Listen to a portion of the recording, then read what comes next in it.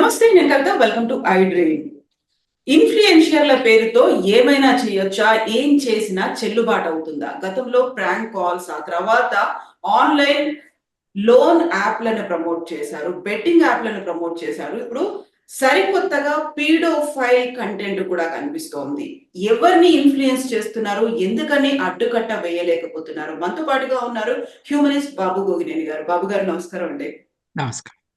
So ఇప్పుడు చూస్తున్నటువంటి ఇట్లాంటి ట్రెండ్, ఇన్ఫ్లుయెన్షియర్స్, వాళ్ళకున్నటువంటి ఫాలోవర్స్, వీటన్నిటిని చూసుకున్న తర్వాత ఏదైనా పర్లేదు, ఏం మాట్లాడినా, ఏం చూపించినా, ఏం చెప్పినా ఓకే అనేటువంటి ఒక ట్రెండ్, ఒక న్యూ నామ్ గా మారిపోయిందా? మనకే డార్క్ కామెడీ అంటే అర్థం తెలియకుండా దాన్ని ఆస్వాదించలేని ఒక మెంటాలిటీ, మైండ్ సెట్ లో మనం వెనకబడిపోయి ఉన్నామా? ఎలా చూస్తున్నారు ఈ ప్రణీత్ హనుమంతు ఇన్సిడెంట్ ని మీరు? మామూలు జీవితంలో ఏది పర్మిటెడ్ కాదో సైబర్ లైఫ్ లో కూడా it is not permitted. Exactly. What cannot be done directly cannot be done indirectly. So అక్కడ ఏ చట్టాలు ఉన్నాయో ఆ చట్టాల వెనుక ఉన్న ఉద్దేశాలన్నీ అన్ని రంగాల్లోనూ వర్తిస్తాయి. సైబర్ క్రైమ్లో ఒక స్పెషలైజేషన్ ఎందుకు ఉందంటే, తొందరగా ఒక విక్టిమ్ని ఐడెంటిఫై చేయటం కానీ, ఒక ఒఫెండర్ని ఐడెంటిఫై చేయటం కానీ, మొదటి వారికి సపోర్టు, రెండో వారికి పనిష్మెంట్ వచ్చేటట్టుగా చేయటానికి కొన్ని అవకాశాలు, వెసులుబాట్లు కల్పిస్తూ ఉన్నారు. సో మీరు చెప్తున్న బెట్టింగ్ యాప్ ప్రమోషన్ కానీ, లేకపోతే ఈ చైన్ మార్కెటింగ్ లాంటివి చేయటం కానీ, లేకపోతే వాళ్ళు అంటున్న డార్క్ హ్యూమర్ కానీ, ఇవి నిజ జీవితంలో అలౌడ్ కాకపోతే మీరు టీవీలో చేయటానికి వీల్లేదు, సోషల్ మీడియాలో చేయటానికి వీల్లేదు. ఎవరికి వారు మేము ఇన్ఫ్లుయెన్సర్ అనుకుంటే ఎలా అండి? ఇప్పుడు ఒక కొత్త ట్రెండ్ ఉంది తెలుగు జర్నలిజంలో. యూట్యూబ్లో మాట్లాడే ప్రతి ఒక్కరూ కూడా సీనియర్ జర్నలిస్ట్ అని పెట్టుకుంటున్నారు. అసలు నువ్వు జర్నలిస్టో కాదో నాకు తెలీదు, నువ్వు దాంట్లో మళ్ళీ సీనియర్ అని కూడా పెట్టుకుంటున్నావు. ఎవరు ఇస్తున్నారు ఈ టైటిల్స్? కొంతమంది ఏమో జ్యోతిష్యులు వచ్చి బ్రహ్మశ్రీ అని పెట్టుకుంటారు, లేకపోతే సినిమా స్టార్లకి విశ్వనటుడనో నట సార్వభౌముడనో రాసుకుంటారు. భారతదేశంలో పద్మ అవార్డ్స్ ఉన్నాయి, భారతరత్న అవార్డు ఉంది, వేరే దేశాల్లో వేరే రకాల అవార్డులు ఉన్నాయి. ఈ డబ్బులు ఇచ్చి సన్మానాలు చేయించుకుని బిరుదులు తెచ్చుకునే వాళ్ళు, ఇట్లాంటి వాళ్ళు తమకి క్వాలిఫికేషన్ లేకపోయినా, ఎక్స్పీరియన్స్ లేకపోయినా, యూట్యూబ్కి ఒక కెమెరా ముందు కూర్చోగానే నేను సీనియర్ జర్నలిస్ట్ అని, నేను అనాలిసిస్ ఇస్తానని చెప్పేవాళ్ళు. ఇట్లా వీఆర్ సరౌండెడ్ బై పీపుల్. ఇది ఇల్లీగల్ కాదు, కానీ వాటిల్లో ఏది చూడాలి అన్న విచక్షణ మనకు ఉండాలి. ఇప్పుడు తెలుగు ప్రజలు ఎలా అయిపోయారంటే, వాకింగ్కి వెళ్ళటానికి రోడ్లే లేవు, ఇక ఫుట్పాత్లు ఎక్కడ ఉంటాయండి? అవి లేవు. ప్లే గ్రౌండ్స్ లేవు. వాటి అన్నిటినీ కూడా రాజకీయ నాయకులు ఆక్యుపై చేసుకుని కూర్చున్నారు. స్కూళ్ళల్లో ప్లే గ్రౌండ్స్ ఉన్నా ఉండకపోయినా వాటి ఉపయోగం లేదు, ఎందుకంటే అందరూ ఎంసెట్లు లేకపోతే ఐఐటి ఎగ్జామ్లకి ప్రిపరేషన్లోనే ఉన్నారు పిల్లలు. సో ఆర్డినరీ లైఫ్ అన్నది జనాలు ఎక్స్పీరియన్స్ చేయట్లేదు. వాళ్ళకి మిగిలింది ఏంటి? టీవీ ముందు కూర్చుని ఆడవాళ్ళని విలన్లుగా చూపించే సీరియల్స్ చూడటం కానీ, లేకపోతే ఇటీవల కాలంలో గత 15-20 సంవత్సరాల నుండి మొబైల్ ఫోన్ ద్వారా ప్రైవేట్గా వీక్షించటం. ఒకప్పుడు టెలివిజన్ చూసినప్పుడు అదొక ఫ్యామిలీ యాక్టివిటీ, అందరూ కూర్చుని జోకులు వేసుకుంటూనో, ఆ కథతో దెబ్బలాడుకుంటూనో చూడటం, కామెంట్లు చేయటం, ఇలా చేసేవాళ్ళు. It was a communal activity. అందరిళ్లలో టీవీలు లేనప్పుడు చుట్టుపక్కల వాళ్ళు కూడా వచ్చి మన ఇంట్లో కూర్చుని చూడటము, మనం వేరే వాళ్ళ ఇంటికి వెళ్ళి చూడటము, ఇది కూడా జరిగింది. It all contributes to living together. ఇన్కన్వీనియన్సెస్ని పక్కన పెడితే, అట్లాంటిది ఎవరికి వారు ప్రైవేట్గా వీక్షించటం with content that has not been supervised or not filtered. ఇది బ్రాడ్ కాంటెక్స్ట్ అండి మనకి. ఇప్పుడు మీరు ఒక బెట్టింగ్ యాప్ కుటుంబంలో అందరితో పాటు చూస్తే తాతగారు, అమ్మమ్మ గారు, తండ్రినో, తమ్ముడో, అక్కో, అన్నో ఎవరో ఒకళ్ళు ఇది మోసం, ఇది మనకొద్దు, ఛానల్ మారు అని చెప్పే అవకాశం ఉంటుంది. ఎవరికి వారు ప్రైవేట్గా డోర్ క్లోజ్ చేసుకుని రూమ్లో చూసుకుంటూ దాని నుంచి టెంప్ట్ అయ్యి వెళ్ళటం. So there is something very wrong that is happening in how our life is organised. ఆ పుస్తక పఠనం అన్నది అలవాటు అన్నది ఎక్కడుందండి ఇవాళ? ఒకప్పుడు బుక్ రివ్యూస్ రాసేవాళ్ళు, ఇప్పుడు సినిమా రివ్యూస్ రాసుకుంటున్నారు ఫేస్బుక్లో. అది కూడా యాక్టర్ కానీ హీరో కానీ వారి కులం ఆధారంగా వీళ్ళ అనాలిసిస్ వీళ్ళు చేసుకుంటారు. ఒక బ్యాక్వర్డ్నెస్ని ప్రమోట్ చేస్తున్నారు. మనం ఈ రోగ్స్ ఎవరైతే ఉన్నారో, నిన్న మొన్న బయటపడిన వీడియోస్ ఏదైతే చూసి మనం స్పందిస్తున్నామో, ఈ రోగ్స్ అందరూ they are operating in this dark area. అది మనం గమనించాలండి. వీళ్ళలో సెక్షువల్ పర్వర్షన్ ఉంది. వీళ్ళు కేవలం ఇన్ఫ్లుయెన్సర్సే కాదు. ఇది even if we accept that they are influencers by their self description, వీళ్ళందరూ కూడా they are operating a criminal enterprise అండి. ఇప్పుడు paedophilia is not a sexual preference, it's a crime. It's a crime against children, it's a crime against society. ఇప్పుడు వీళ్ళు ఇట్లాంటివి మాట్లాడుకోవటం, ఇట్లాంటి మాటలు వినటానికి నేను ఎక్కడో చూశాను 2 లక్షల మంది సబ్స్క్రైబర్స్ ఉన్నారు అని. 20 మంది ఉన్నా అన్యాయమే, ఘోరమే, దారుణమే. ఎవరి 2 లక్షల మంది? ఎవరు అక్కడికి వెళ్ళి ఇట్లా అన్యాయంగా, అనుచితంగా మొదలుపెట్టి దుర్మార్గంగా పిల్లల్ని కూడా సెక్షువలైజ్ చేసి ఒక వర్చువల్ పీడోఫైల్ రింగ్ను నడుపుతున్న వాళ్ళు ఎవరు? వాళ్ళ చుట్టూ గుమిగూడిన ఈ 2 లక్షల మంది ఎవరు? వీరందరూ కూడా క్రిమినల్సే. ఎందుకంటే వీళ్ళు సెన్సర్ చేశాము, మేము కట్ చేసేసాము, ఎడిట్ చేశాము అని చెప్పుకుంటున్నా. ట్విట్టర్లో నేను ఇంకా రిమూవ్ చేయని అవశేషాలు చూశాను వీళ్ళ వీడియోస్. వాటిల్లో అండి తండ్రి బిడ్డ బాత్ టబ్లో ఉన్నారండి. తండ్రి స్వయం తృప్తి పొందుతున్నాడు అని రాశారండి అక్కడ. అంటే వీళ్ళు అసలు మనుషులేనా? వీళ్ళు అపాలజీ చెప్తే నేరం వెనక్కి వెళ్ళిపోతుందా? ఎగ్జాక్ట్లీ, అపాలజీ కూడా చెప్పింది. ఈ కంటెంట్ చూసిన తర్వాత చాలా వరకు పెంపకం గురించి, వాళ్ళ పేరెంట్స్ గురించి, వాళ్ళ ఫ్యామిలీ, మీ ఇంట్లో ఇలాగా చేస్తారా, లేకుంటే మిమ్మల్ని ఇలాగే పేరెంట్స్ పెంచారా అన్నందుకు నన్ను కాదు మా పేరెంట్స్ అంటున్నారు. పేరెంట్స్ తప్పు లేదు, సారీ అని చెప్పడం అందులో. లేకపోతే ఆ మాట కూడా అనకపోతే సారీ అనేది రాకపోయేది కదా. అంతేకాదండి, మీకు సరిగ్గా అర్థం కాలేదు, మీరు దాన్ని ఇంకో రకంగా ఇంటర్ప్రెట్ చేస్తున్నారు అన్నాడు ఈ రోగ్. అవును. ఇప్పుడు అంటే తాము తప్పు చేశాము అన్న దానికంటే అందరూ మీద పడుతున్నారు కాబట్టి వీళ్ళని కొంచెం వెనక్కి తోస్తే బాగుంటుందేమో అని. ఇప్పుడు సినిమా యాక్టర్ సాయి ధరమ్ తేజ ఎవరైతే దీన్ని బయట పెట్టారో ఆయనకి మనందరం థ్యాంక్స్ చెప్పాలి. ఎందుకంటే ఇది ఒక most dramatic, dangerous situation in Telugu land for sure. క్రియేటర్సే కాదండి, నేను మీకు మళ్ళీ గుర్తు చేస్తున్నాను, అక్కడ ఈ హనుమంత్ అనేవాడు కానీ, ఇంకెవరో ఆది అని ఇంకొక వెధ ఉన్నాడు, ఇంకెవడో డాలస్ నాగేశ్వరరావు అని ఇంకొకడు. వాడు నిజంగా డాలస్ అమెరికాలో ఉంటే వాడిని లోపల పెట్టి ఇచ్చేయచ్చు చాలా ఈజీగా. బయట దేశాల్లో ఈ పీడోఫైల్స్ని, పీడోఫైల్ మెసేజింగ్ని చాలా సీరియస్గా కన్సిడర్ చేస్తాం. పెట్టించాలి కూడా వీళ్ళని. ఎందుకంటే వీళ్ళు అక్కడ ఒక రొటీన్గా చేస్తున్నారు ఈ యాక్టివిటీ. ఇప్పుడు మనందరం కూడా ఒక్కోసారి విచక్షణ కోల్పోయి ఒక జోష్లోనో లేకపోతే ఒక రకమైన మత్తులోనో ఉండి తప్పుగా మాట్లాడితే I think it will still be wrong, but we can understand. One incident in a long life పొరపాటు మాట్లాడారు అని. అలా కాదండి. ఒక వీళ్ళు టిప్ షో ఆఫ్ లాగా. చేస్తున్నారు. వీళ్ళు రెగ్యులర్‌గా షో చేస్తున్నారు. ఈ షో చూడటానికి 2,00,000 మంది వెధవలొస్తున్నారు. మీరు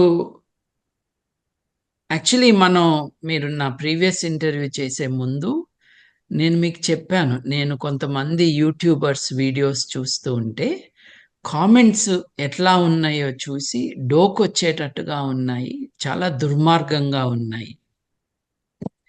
తెలుగు ప్రజలు తమ నీచత్వాన్ని యూట్యూబ్ కామెంట్స్‌లో, ట్విట్టర్ కామెంట్స్ గానీ, రెస్పాన్సెస్‌లో గానీ చూపించుకుంటున్నారండి. ఇది ఎప్పటిదాకా జరుగుతది అనంటే ఆఫీషియల్‌గా వీళ్ళ పైన క్రిమినల్ యాక్షన్ తీసుకోకపోతే, వీళ్ళని లీగల్‌గా లయబుల్ చేయకపోతే ఇది కంటిన్యూ అవుతదండి. మనం బజార్‌లో ఒక మనిషిని చూస్తే మనకంటే వయసులో పెద్దగా ఉంటే పిల్లలతో అంకుల్ అను, ఆంటీ అను, లేకపోతే అండి అని సంబోధించు. ఇవి కదండీ మనం పిల్లలకి నేర్పించేది. ఒక్కొక్కడు ఈ యూట్యూబ్ కామెంట్స్‌లో బూతులను పక్కన పెడితే వీడు, వాడు అంటము. వాళ్ళ తల్లిని, ఆలిని తిట్టటము. లేకపోతే నువ్వు ఒకే తల్లికి, అమ్మకి ఇది తండ్రికి పుట్టిన వాడివైతే అని ఛాలెంజ్‌లు. లేకపోతే నువ్వు ఆడంగి అని అనటము. ఈ నీచత్వం ఉంది చూడండి. ఇప్పుడు ఆళ్ళమ్మ ఆడనే కదా! వాళ్ళ భార్యనో పెళ్ళైతే లేదు అక్కలో, అత్తలో, చెల్లెల్లో. అసలు మానవ సమాజం సగం మంది ఆడవారు. ఎన్నో దేశాల ప్రధానమంత్రులు. మళ్ళీ ఇట్లా మాట్లాడే వాళ్ళకి ఎనక రాణి రుద్రమదేవి బొమ్మ ఉంటది. అంటే వీళ్ళు మనుషులు కాదు. వీళ్ళకి ఆలోచన చేత కాదు. వీళ్ళకి మానవ విలువలంటే తెలీదు. ఎదుటి వ్యక్తిని మర్యాదగా సంబోధించటం రాదు. నా వీడియోస్‌లో చాలామంది తగులుతారండి ఇట్లా. నాకు టైం ఉంటే నేను బస్సులో వెళ్తున్నప్పుడు గానీ, రైల్లో ఉన్నప్పుడు గానీ, నా time is for social media commenting. నా వీడియోస్ కింద కామెంట్స్ పెట్టిన వాళ్ళందరినీ బూతులు తిట్టకుండా వాళ్ళకి సమాధానాలు చెప్తాను నేను. ఎందుకంటే వీళ్ళు అనేసి వెళ్ళిపోతే మనకేం కాదు అని అనుకుంటున్నారు. వీళ్ళు ఎవరిని తిడుతున్నారో వారు చూడట్లేదేమో అనుకుని వాళ్ళ మానసిక రోగాన్ని బయట పెట్టుకుంటున్నారు. వాళ్ళకి రెసిస్టెన్స్ ఇస్తే ఏమవుతుంది అని. ఇప్పుడు నేను ఇటీవల కాలంలో టీఆర్ఎస్ పార్టీలో జరుగుతున్న కొన్ని డెవలప్మెంట్స్ గురించి ఒక రిలేటివ్లీ హార్మ్లెస్ పోస్ట్ పెట్టాను. 70-80 మంది దిగారనమాట బూతులు తిట్టడానికి. ట్విట్టర్‌లో మీకు ఆ 180 క్యారెక్టర్స్ ఎంతో లిమిట్ ఉంటుంది కదండి. 240 వాటెవర్ దట్ లిమిట్ ఈస్. ఆ లిమిట్‌లో ఒక ఆర్గ్యుమెంట్ ఇచ్చే అవకాశం ఉండదు. ఆ లిమిట్‌లో కేవలం బూతులు రాసే అవకాశమే ఉంటుంది వీళ్ళకి. బూతులు రాసి వెళ్ళిపోతారనమాట. సో వీళ్ళందరినీ వాళ్ళ భాష కాకపోయినా వాళ్ళ లెవెల్‌లోనే నేను టాకిల్ చేస్తే ఇప్పుడు ఒకళ్ళు ఇద్దరికి దిగిపోయింది. Number of people are attacking. ఎవరు ఏకీభవించాల్సిన అవసరం లేదండి. కానీ ప్రొటెస్ట్ అన్నది లేదు డిసగ్రీమెంట్ అన్నది ఒక మర్యాదపూర్వకంగా చేయాలి. సో ఏమవుతుందంటే ఎవరికి వాళ్ళు ఒక ప్రజాస్వామ్యంలో డయలాగ్ చేయాలన్న విషయం మర్చిపోయి బెదిరించటము, బూతులు తిట్టటము, అంతకంటే ఘోరం తిట్టించటము చేస్తూ ఇదే ఒక నార్మలైజ్డ్ బిహేవియర్‌గా మారిపోతుంది. That cannot be accepted. ఇప్పుడు the space must be open for disagreement, for dialogue and also for good natured humour. ఎదుటి వాళ్ళని కించపరచకుండా తమాషాకి ఒక మాట అనటంలో తప్పేం లేదు. అదంతా మనం ఆ నార్మ్స్ వదిలేసాం. Throughout our interaction what I'm saying to you is Telugu వాళ్ళుగా మనము మన ఇళ్లల్లో కానీ, ఇంటి బయట కానీ, ఇంటర్నెట్‌లో కానీ, వేరే పబ్లిక్ ప్లేసెస్‌లో కానీ నార్మల్ హ్యూమన్ బీయింగ్స్‌గా ఇంటరాక్ట్ అవ్వట్లేదండి. న్యూ నార్మల్ గా మారిపోయింది ఇలాంటి అబ్యూజివ్ లాంగ్వేజ్ లేకుంటే ఇంకొకరిని బాడీ షేమ్ చేయడం అనేది. యాక్సెప్ట్ చేస్తే మారిపోతుందండి, రెసిస్ట్ చేస్తే వెనక్కి తగ్గుతారు. గుర్తుంచుకోండి, బూతు సైన్యం వెనక్కి వెళ్ళి, నేను ఒక్కడనే కదా, నా వెనక సైన్యాలు ఏం లేవు కదా. ట్యాగ్ చేస్తే ర్యాగ్ చేస్తా అన్నాను, అలాగే చేశాను. ఎక్కడ బూతు వాడకుండా, అబద్ధం రాయకుండా వెనక్కి తగ్గారు కదా. ఏంటంటే ఇప్పుడు ఈ మాటలు విన్న వాళ్ళు మళ్ళీ దాడి చేయటానికి వస్తారు. This is the norm. అంటే గుండాగిరి, రౌడీల్లాగా బిహేవ్ చేయటము అన్నది నార్మ్ అయిపోయింది. టీవీల్లో దేన్నైతే హ్యూమర్గా చూపిస్తున్నారో అది లేకిగా ఉంటుంది, ఇట్స్ లో లెవెల్. సినిమాల్లో డైలాగులు they are at a different level. ఇప్పుడు గుంటూరు కారం సినిమా ఉందండి. గుంటూరు కారం సినిమాలో మహేష్ బాబు, సూపర్ స్టార్ అనే మహేష్ బాబు, ఆయన ఆ అమ్మాయిని గుడ్డేంటి ఇట్లా ఉందో, చిన్నగా ఉందో, నువ్వు పెట్టావా కోడి పెట్టిందా అని ఏదో అంటాడు హీరోయిన్ని. ఆ తర్వాత సినిమాలో ఏమైందో నాకు తెలియదు. నేను నా మిత్రుడు రాజేష్ కొనాడ గారు ఇద్దరం ఆ డైలాగ్ వచ్చాక సినిమా ఆఫ్ చేసేసాం, ఇంట్లో చూస్తూ ఉన్నామని. ఆ డైలాగ్ రాసిన వాడిని గురూజీ అంటారంట కదండి. ఆ త్రివిక్రమ్ అనేవాడు ఈ డర్టీ డైలాగ్ రాస్తే, ఈ మహేష్ బాబు అనేవాడు, వీళ్ళందరూ డర్టీ ఫెలోసే. అది మాట్లాడటం అంటే ఆడవారి పట్ల ఏమాత్రం గౌరవం లేని వాళ్ళు. ఇది భస్మాసుర హస్తం అండి. మీరు ఇట్లాంటి చిల్లర చెత్త డైలాగులు సమాజం మీదకి వదిలి వదిలి వదిలి 30% నిరక్షరాస్యులున్న సమాజంలో వాళ్ళకి ఇన్పుట్స్ అన్నీ కూడా ఈ ఆడియో విజువల్ మీడియం ద్వారానే వచ్చాయి. అందుకే మీరు చూడండి, చాలామంది మాట్లాడుతున్నప్పుడు వాళ్ళు అనాలి అనుకున్న విషయాలని సినిమా డైలాగులతో ఫిల్ చేస్తారు. వాళ్ళ ఇన్పుట్ అదే, వాళ్ళ ఎడ్యుకేషన్ కానీ గ్రోయింగ్ అప్ కానీ. అదే ఎంత స్ప్రెడ్ అయిందంటే మహేష్ బాబు తన కూతుర్ని దగ్గరికి తీసుకుని ఒక ఫోటో తీసుకుని అది రిలీజ్, ఏం తప్పులేదు, it's a very decent nice father daughter picture. ముచ్చటగా ఉంది ఆ బొమ్మ. ఆయన సినిమాలో యాదవేషాలు వేసి ఉండొచ్చు. This is a nice father daughter picture. ఆ పిక్చర్ కింద ఎంత దుర్మార్గమైన డైలాగ్. నువ్వు నేర్పించిన విద్యనే కదా నీరజాక్షి, నువ్వు నేర్పించిన విద్యనే నీరజాక్షి అని ఎందుకు అంటున్నానంటే, మీరు స్టార్ట్ చేశారు ఇట్లాంటి ట్రెండ్ని. సినిమాలో హీరోలు ఏం చేస్తారండి, సినిమాలో హీరోలు ఆడపిల్లల్ని ఏడిపిస్తారండి. నువ్వు నాకొద్దు అన్న ఆడపిల్లని మాటుగాసి రాళ్ళేసి కొట్టి, లేకపోతే డాష్ ఇచ్చి కింద పడేసి తర్వాత ఒక డాన్స్ వేసుకుంటారు. హీరోలు చేసే పనులు ఇవి. ఆ ఇండస్ట్రీలో ఏముంటుంది, ఆ ఇండస్ట్రీలో కాస్టింగ్ కౌచ్ అక్యుజేషన్స్ ఉంటాయి. సో యూసీ మనం చాలా దరిద్రమైన కల్చరల్ స్పేస్లో బతుకుతున్నాం అండి. కాబట్టే సాయి ధరమ్ తేజ్ గారు ఇది రేస్ చేసే వరకు నడిచింది. ఈ ఆదిగాడు, డల్లాస్ నాగేశ్వరరావు గాడు, ఈ హనుమంతు, ఈ వెధవలందరూ కూడా చిన్న బిడ్డల్ని సెక్షువలైజ్ చేసి మాట్లాడటం. ఇది అవుట్ ఆఫ్ ద బ్లూ వచ్చిందని నేను అనుకోవట్లేదు. నేను సైకియాట్రిస్ట్ని కాదు, సైకాలజిస్ట్ని కాదు. So I only speak as someone outraged by this. ఇది isolated only to their behaviour on screen అని నేను అనుకోవట్లేదు. పోలీసులు ఇన్వెస్టిగేట్ చేసినప్పుడు వీళ్ళు ఏ ఇంటర్నెట్ సైట్లకి వెళ్తున్నారు, వీళ్ళు ఎవరెవరితో ఏం ఎక్స్చేంజ్ చేసుకుంటున్నారు, ఎటువంటి బొమ్మలు ఎక్స్చేంజ్ చేసుకుంటున్నారు, సీరియస్గా ఇన్వెస్టిగేట్ చేయటం మంచిది. ఎవరికి మంచిది? మనందరికీ మంచిది, సమాజానికి మంచిది, ఈ బిడ్డల సేఫ్టీ కోసం.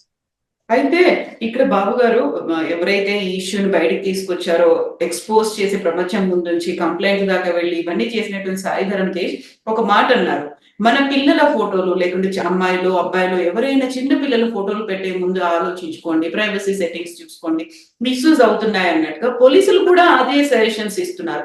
అది మాత్రమే సరిపోతుందా? మన జాగ్రత్తల్లో మనం ఉన్నాము. వాళ్ళెవరూ మిస్‌యూజ్ చేసుకోదలుచుకోలేదు. మా పిల్లల ఫోటోలు, వీడియోలు పెట్టుకోదలుచుకోలేదు. ఇది మాత్రమే సరిపోతుందంటారా? అంటే it's both caution and also a safety. It's a precaution. వాళ్ళు ఏంటంటే అంటున్నది, సమాజంలో ఇంతమంది చెడ్డవాళ్ళు ఉన్నారు. ఇప్పుడు మనం ఆ రోడ్డు మీద వెళ్ళొద్దు, అక్కడ జులాయిగా తిరిగే వాళ్ళు ఉంటారు అని చెప్తారు కదండి. హ్మ్. పిల్లలకి జాగ్రత్తలు చెప్తాం. అట్లాగే మనం కూడా జాగ్రత్తలు చెప్పటం తప్పు కాదు. పోలీసులు ఇట్లాంటి వార్నింగ్ ఇవ్వటం, మిమ్మల్ని మీరు కాపాడుకోండి, అనవసరంగా డేంజర్ ఎక్స్పోజ్ కావద్దు అని. బట్ ఇన్ ప్యారలల్ ఇట్లా బిహేవ్ చేసే వాళ్ళని కంట్రోల్ చేయాలి. ఇప్పుడు కంట్రోల్ ఎవరు అవుతున్నారు? మంచి వాళ్ళు అవుతున్నారు. అవును. చెడ్డవాళ్ళు ఎక్కడున్నారో చూసి ప్రోయాక్టివ్గా వాళ్ళని you must smoke them out అండి. ఇది కష్టం కాదండి. యాక్చువల్లీ ఏం చేస్తారంటే చాలా దేశాల్లో, ముఖ్యంగా అమెరికాలో మొదలై ఆస్ట్రేలియా దాకా వచ్చింది ఇన్వెస్టిగేషన్. చిన్నపిల్లల్ని గ్రూమింగ్ అంటారండి. ముఖ్యంగా ఇది ఆడపిల్లలకి చేస్తారు, బట్ మగపిల్లల్ని కూడా గ్రూమ్ చేసే వాళ్ళు ఉన్నారు.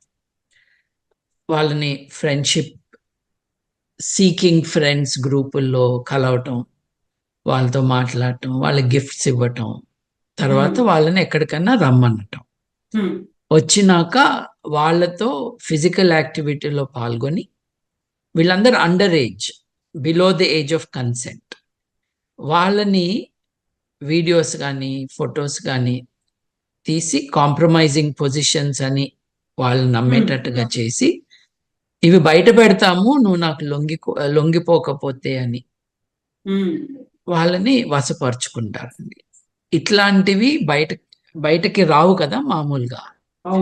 అందుకని ఇటువంటి పీడోఫైల్ రింగ్స్ లోకి పోలీసులే డికాయ్గా వెళ్తారు. Police they join such groups, they engage in conversation. ఆడపిల్లల్లాగా వీళ్ళే అక్కడ పోస్టులు పెడతారు. అప్పుడు somebody will try to recruit them for this illegal dangerous activity. అప్పుడు వీళ్ళు అక్కడికి వెళ్ళి పట్టుకోవటం. ఇది అమెరికాలో కొన్ని వేల మంది పియర్ టు పియర్ నెట్వర్క్ అండి. అంటే మీరు పబ్లిక్గా తెలియకుండా 1-to-1 షేర్ చేసుకుంటారు. ఒక వాట్సాప్ నుంచి ఇంకో వాట్సాప్కి వెళ్తుంది. And more sophisticated secretive ways of sharing. వీటన్నిటిని బయట పెడితే 10,000 వేలల్లో దొరికారండి కేవలం అమెరికాలో. వీళ్ళెవరు? ఈ చేస్తున్న వాళ్ళ వయసు ఏంటి అంటే వీళ్ళందరికీ 50 ఏళ్ళు, 60 ఏళ్ళు, 40 ఏళ్ళు. అంటే బిడ్డలకి తండ్రిగా కానీ తాతలుగా కానీ ఉండాల్సి. ఎగ్జాక్ట్లీ. ఇది ఇట్స్ ఎ సీక్రెట్ వరల్డ్. దాన్ని ఛేదించాలి. పోలీసులు ఇది చేయాలి, వేరే వాళ్ళు చేయటం కష్టం.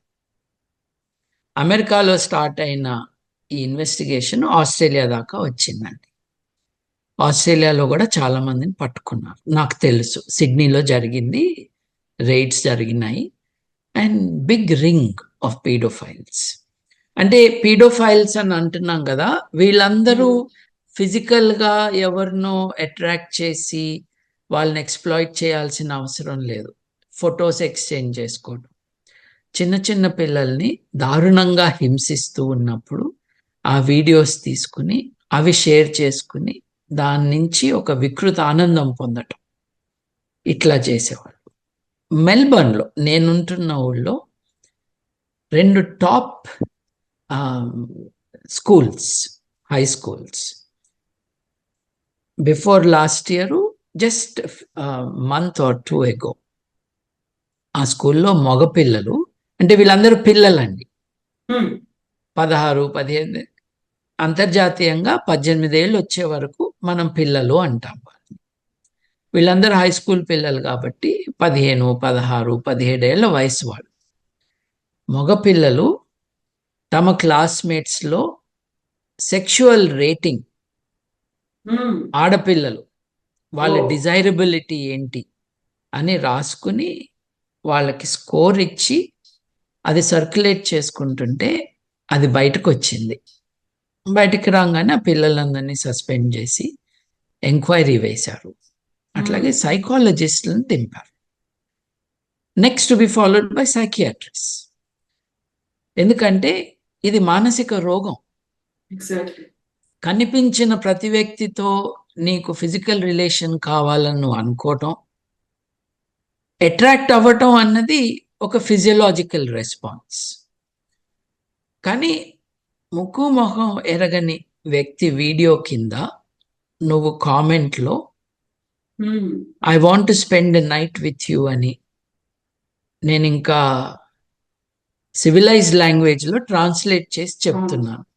తెలుగులో ఎట్లా రాస్తారో తెలియని వాళ్ళు ఆ కామెంట్స్ చూడొచ్చు ఎలా రాస్తారు. అక్కడ ఇది టార్గెట్ ఈజ్ విమెన్.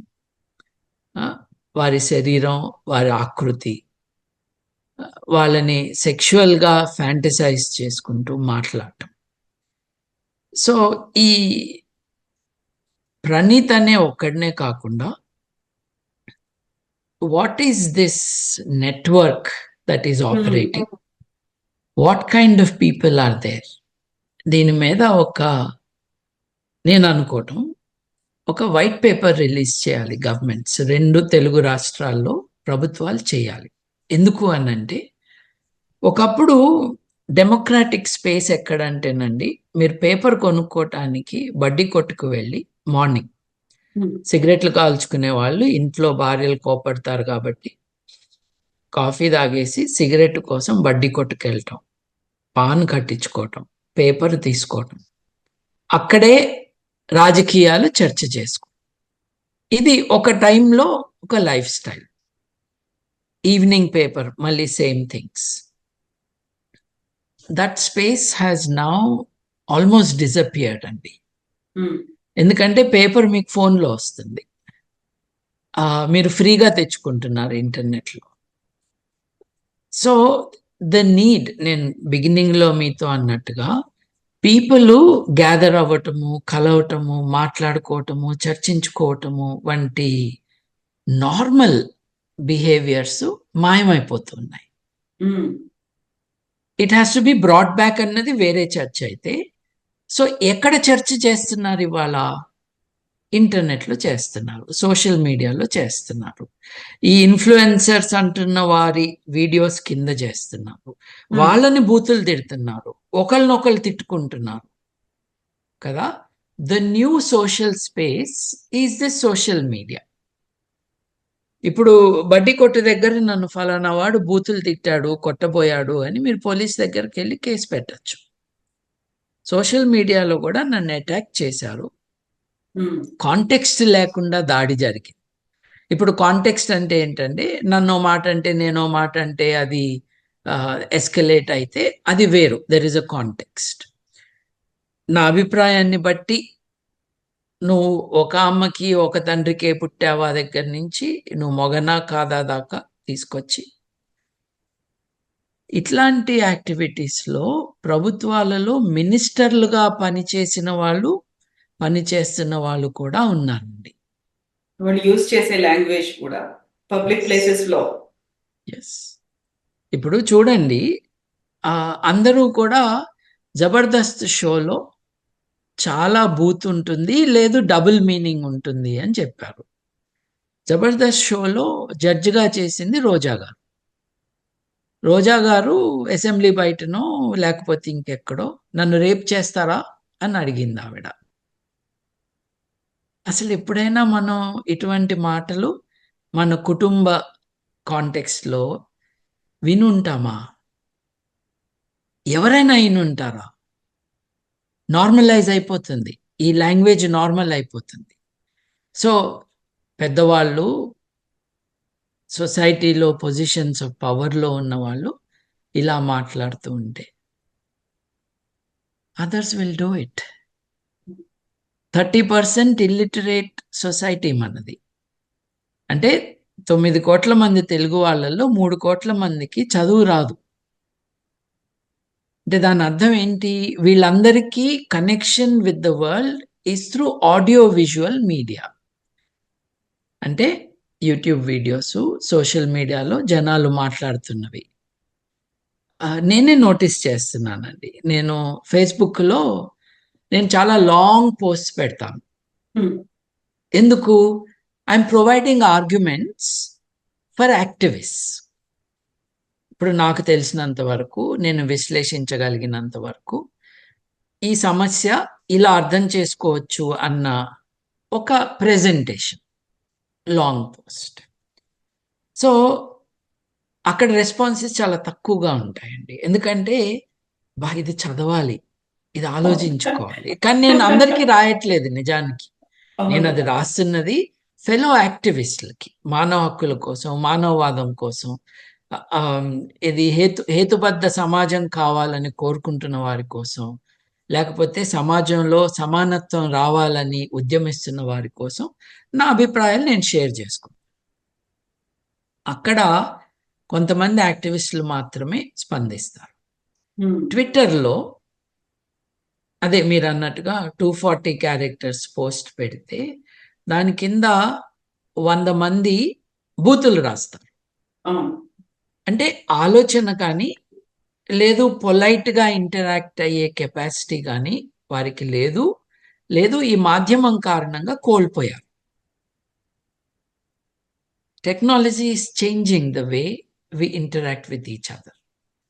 ఇక్కడ లీగల్ పర్యవేక్షణ లేకపోతే, పర్యవేక్షణ కాకపోతే ప్రొటెక్షన్ లేకపోతే, దెన్ డైలాగ్ కెనాట్ కంటిన్యూ. హ్మ్. ఇప్పుడు నాకు తెలిసి చాలామంది ఇటువంటి దాడుల కారణంగా, ఇప్పుడు ఒక భూత సైన్యాన్ని ఒకళ్ళ మీదకి వదిలితే వాళ్ళు దడుచుకుంటారు గదండీ! అవును. ఆడవారు ఎక్కడున్నారు చెప్పండి? అసలు సోషల్ స్పేస్‌లో ఆడవారు కనిపిస్తున్నారా? ఎవరు అధికారంలో ఉంటే, అధికారంలో లేని వాళ్ళని వాళ్ళ సైన్యాలతో దాడి చేయిస్తున్నారు. ఇలా చేసిన కారణంగా వీళ్ళందరూ వెనక్కి తగ్గుతారు. జరుగుతుంది కూడా అది. దీని కారణంగా the social space is shrinking even further కదా! ఎగ్జాక్ట్‌లీ. అవును. సో, ఆల్రెడీ ఆడవారంటే రెస్పెక్ట్ లేని సమాజమే ఇన్ ప్రాక్టీస్. మాటలకేమైనా చెప్పొచ్చు. దేవి అనొచ్చు, దేవత అనొచ్చు. కానీ in reality there is not much respect. అదంతా బయటకొస్తుంది. మన సోషల్ ప్రెజుడిసెస్, మన హైరార్కికల్ డిఫరెన్సెస్, మనకొచ్చిన బూతులు అన్నీ అక్కడ ప్రెజెంట్ అవుతున్నాయి గదండీ! నువ్వేమైనా అనొచ్చు. కానీ నన్ననకూడదు. అవును. తేడా ఉంది గదా! ఫ్రీడమ్ ఆఫ్ స్పీచ్ అన్నది it's not a freedom to abuse anyone. ఒకరిని నువ్వు విద్వేషపూరితంగా గానీ, ఫలానా వ్యక్తిని చంపేయమని గానీ, వీడెక్కడ దొరుకుతాడు?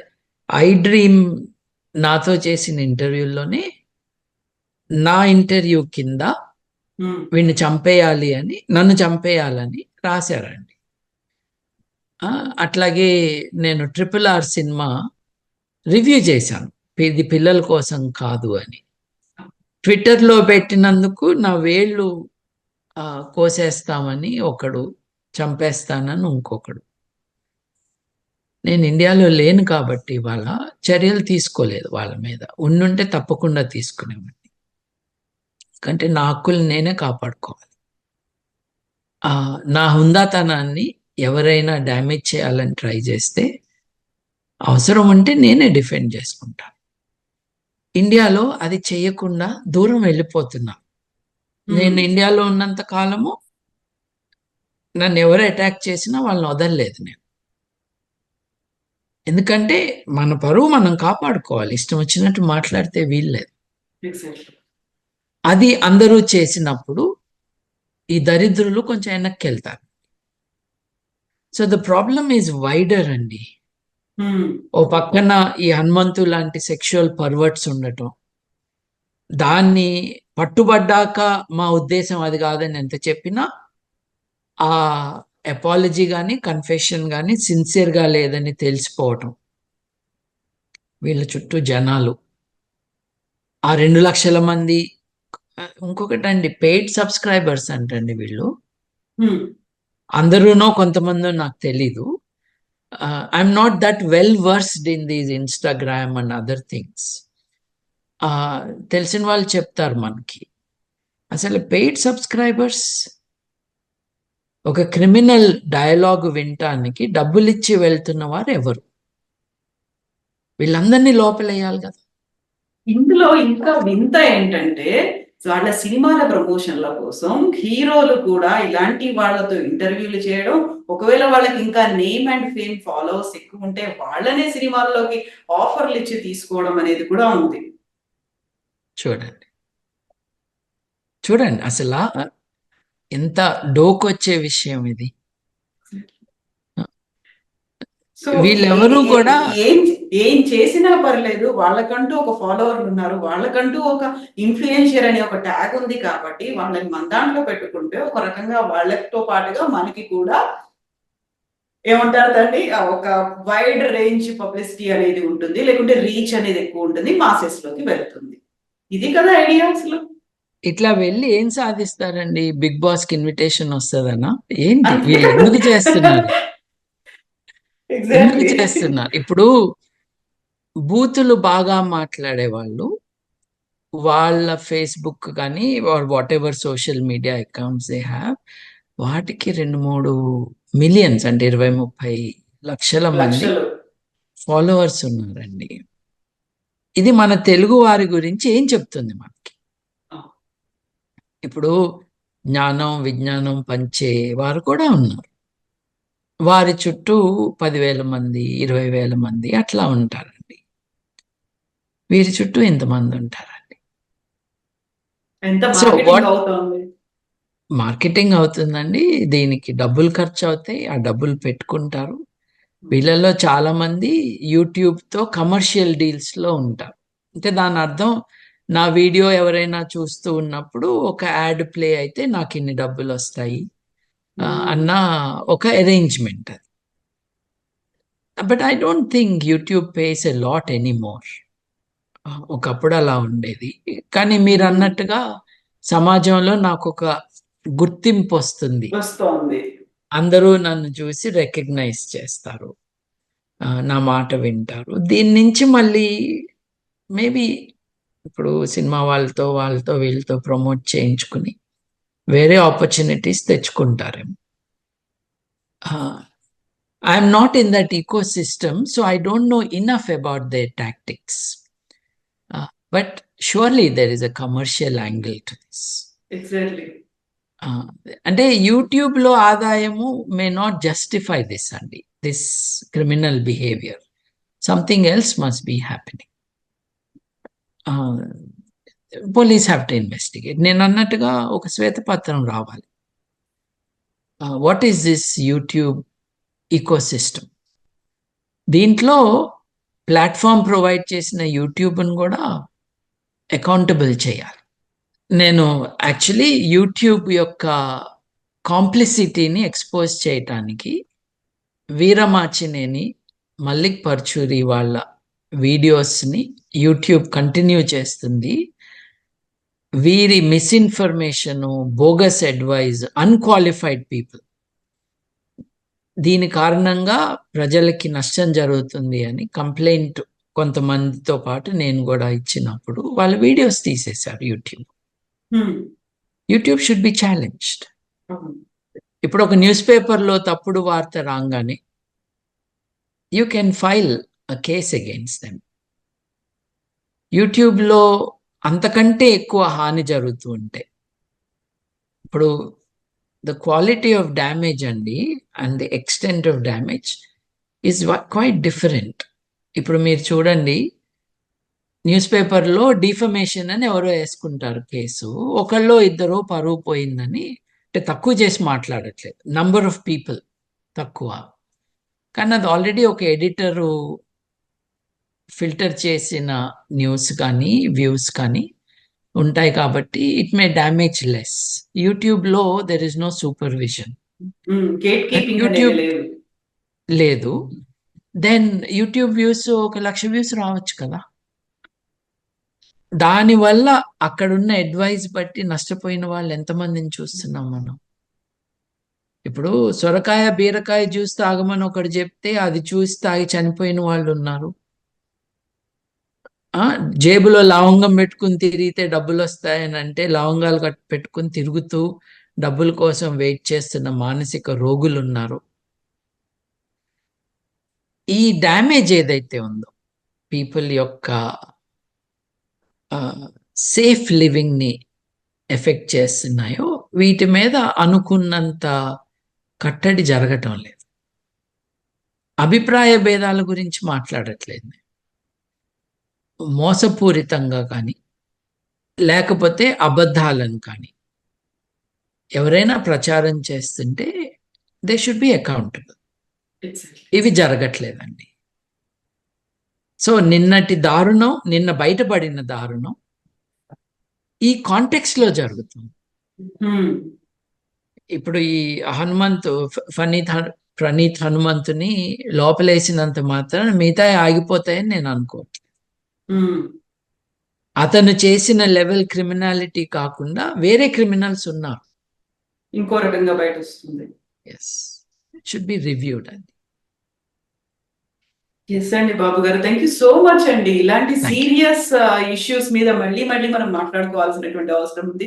ఒక విజిల్ బ్లోయర్స్ గా కూడా ఉండాల్సినటువంటి అవసరం ఉందండి. Thank you so much. ఉందండి, ఎందుకంటే ముఖ్యంగా పిల్లల విషయంలో ఎగ్జాక్ట్లీ పిల్లల్ని మనం ఎలా చూడాలంటే they are helpless, they are vulnerable.